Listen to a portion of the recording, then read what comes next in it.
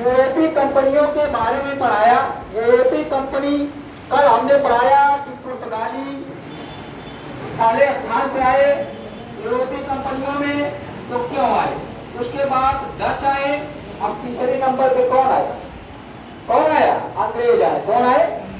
अंग्रेज कंपनी आई जो east India company के नाम से जाना जाता है। क्या नाम से जाना जाता है? East India company. East India company के नाम से जाना जाता है। और ईस्ट इंडिया कंपनी की स्थापना कब हुई? 1600 ईस्वी में हुई। कब हुई? 1600 ईस्वी में ईस्ट इंडिया कंपनी की स्थापना हुई। और स्थापित करने वाली कौन थी? महारानी, वहां की ब्रिटेन की महारानी कौन? एलिजाबेथ। एलिजाबेथ प्रथम थी। एलिजाबेथ प्रथम थी। और ये ईस्ट इंडिया कंपनी कहाँ की कंपनी थी? ब्रिटेन की कंपनी थी। कहाँ की कंपनी थी? ब्रिटेन की कंपनी थी। और इस कंपनी को 15 वर्ष के लिए कंपनी को एक अनुबंध दे दिया गया। कंपनी के 15 वर्ष के लिए, इसलिए पूर्व के साथ जाकर आप व्यापार कीजिए। इन व्यापारियों या कंपनियों को 15 वर्ष के लिए पूर्व के साथ व्यापार करने के लिए एक अधिकार दे दिया गया कि जाइए आप पूर्व 15 वर्ष के लिए आपको अनुबंध देते हैं कि 15 वर्ष तक आप जो है जाकर कहाँ पूर्व के साथ व्यापार करें। पूर्व के साथ व्यापार करें। और कंपनी आई। इस कंपनी का जो दल था 1599 में इंग्लैंड में गठन हुआ उस दल का। और उस दल का नाम है मर्चेंट एडवेंचरस। उस दल का क्या नाम था? मर्चेंट एडवेंचरस दल का नाम था। और वहीं जाकर ईस्ट इंडिया कंपनी बन गई। क्या बन गई? ईस्ट इंडिया कंपनी बन गई। और ईस्ट इंडिया कंपनी के जो प्रतिनिधि थे आए यहाँ पे व्यापार करने के लिए। क्या उनका उद्देश्य था? व्यापार करना। क्या था? केवल व्यापार करना था, ना कि राज्य करना। उनका उद्देश्य क्या था? केवल व्यापार करना था, राज्य करना नहीं था। लेकिन समय परिस्थिति बदलती गई। जैसे जैसे शासक कमजोर होते गए वैसे वैसे क्या हुआ, वो यहाँ के व्यापार के साथ साथ राजनीति में भी भाग लेने लगे। व्यापार के साथ राजनीति में भाग लेने लगे। और वो राजनीति में जो भाग लिए तो उत्तरदायित्व युक्त भाग नहीं लिए, बल्कि उत्तरदायित्व विहीन भाग लिए। अगर क्या था, अगर उत्तरदायित्व लेते तो कोई भी राइट होता, कोई भी विद्रोह होता, कोई रिवोल्ट होता, तो कोई क्रांतियां होती, तो किसका जिम्मेदारी होता? किसका? कंपनी का होता। किसका होता? कंपनी होती।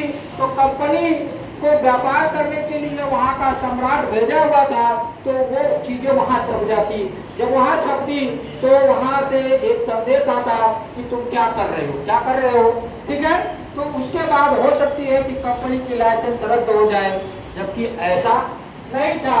जैसे समय भारत के उथल पुथल और राजनीति का फायदा उठाकर वो क्या किए, उत्तरदायित्व विहीन होकर राजनीति में क्या कर ली, भाग ले लिए। क्या ले लिए? भाग ले लिए। और उस भाग के बाद जैसे जैसे अब भारत का शोषण की शुरुआत हुई। क्या हुई? भारत की शोषण का शुरुआत। लेकिन अंग्रेज जब आए यहाँ पे तो 1611 ईस्वी में उस समय सम्राट जो है, या वर्तमान में जो स्थापना इंग्लैंड की, जो इंग्लैंड की मर्चेंट एडवेंचरस की स्थापना हुआ, तो उस समय कौन बादशाह यहाँ मुगल बादशाह था? कौन था? अकबर था। लेकिन जब 1611 में कंपनी मुस्लिम में क्या अपनी अस्थायी कारखाना स्थापित। कैसी कारखाना? अस्थायी कारखाना की स्थापना की। 1611 ईस्वी में कंपनी के द्वारा सर्वप्रथम अस्थायी कारखाना कहाँ स्थापित किया गया? मुस्लिमपट्टनम में। जो मुस्लिमपट्टनम स्थापित है वो आंध्र प्रदेश में है। कहाँ है? आंध्र प्रदेश में। किस नदी के किनारे? कृष्णा नदी के किनारे। किस नदी के किनारे? कृष्णा नदी के किनारे है। और उस समय कौन बादशाह मुगल था जब अस्थायी कंपनी या कारखाना की स्थापना हुआ? उस समय भारत में जो मुगल बादशाह था, बादशाह जहांगीर था। कौन था? बादशाह जहांगीर था। और उसके बाद जस्ट 2 साल बाद 1613 ईस्वी में, जस्ट 2 साल बाद 1613 ईस्वी में सूरत में प्रथम अस्थायी कारखाना की स्थापना की। सूरत में प्रथम अस्थायी कारखाना की स्थापना की। कब? 1613 ईस्वी में। कौन स्थापना किया? अंग्रेज। कौन किए? अंग्रेज लोग, ब्रिटिश कंपनियों ने और अंग्रेजों ने मतलब अस्थायी कंपनी, प्रथम अस्थायी कारखाना 1613 ईस्वी में। इस समय भी कार्यकाल किसका था? मुगल बादशाह का था। किसका था? मुगल बादशाह का था। अब इसमें ये हुआ कि अब ये अपनी कारखाना इसलिए स्थापित होता, कारखाना में मशीनरी नहीं होती थी, कारखाना में जो होती थी, इसलिए जो बंदरगाह से जो माल आती थी, जो व्यापार से ले लेते थे, तो वहाँ पे स्टोरेज रखते थे। उस कारखाना में क्या करते थे? जो माल भी रिटेल भेजना है उनको, उसका क्या करते थे? कारखाना का ये मतलब मत समझना कि वो कारखाना में फैक्ट्री स्थापित थी, ऐसा नहीं था। वो कारखाना इसलिए स्थापित किए कि जो चूंकि बंदरगाह के नजदीक स्थापित करते थे, क्योंकि उनको समुद्री व्यापार करना था, जहाज वाला था नहीं, तो कारखाना को स्थापित कर देते थे। उस कारखाना में क्या करते थे? अलग अलग स्थानों से माल ले लेते थे, जो उनके मसाला, जड़ी बूटी, समझ रहे हैं, नील, सोडा, ये सब ले लेते थे, तो उसी कारखाना में स्टोरेज कर देते थे। क्या करते थे? उसी कारखाना में स्टोरेज कर देते थे। उसी कारखाना से निकल कर जो है कहाँ जाता था? ब्रिटेन माल चला जाता था। कहाँ चला जाता था? ब्रिटेन माल था। तो कारखाना जो था वो निर्माण नहीं था, बल्कि स्टोरेज का संसाधन था। क्या था?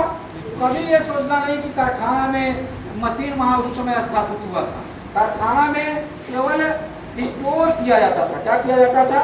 स्टोर किया जाता था, जिससे बंदरगाह के पास चले जाए। अब इसके बाद बंदरगाह से माल ब्रिटेन चले थे।